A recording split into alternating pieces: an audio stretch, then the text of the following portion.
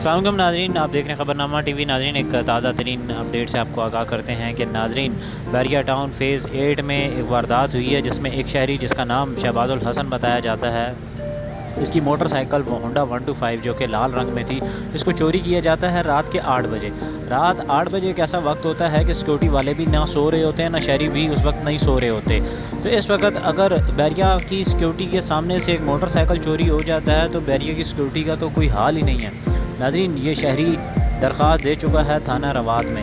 اس کا کہنا ہے کہ تھانے کی جانب سے بھی کچھ مثبت جو ہے وہ رسپانس نہیں دیا گیا، اور بحریہ کی سیکورٹی جو کہ ہر ماہ سیکورٹی کے نام پر پیسے بٹورتی ہے، سیکورٹی نہ ہونے کے برابر ہے۔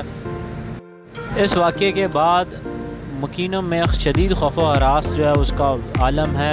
اس سے پہلے بھی یہاں سے گاڑیاں اور موٹر سائیکل چوری ہو چکے ہیں، لیکن جن کا کوئی پرسان حال نہیں ہے۔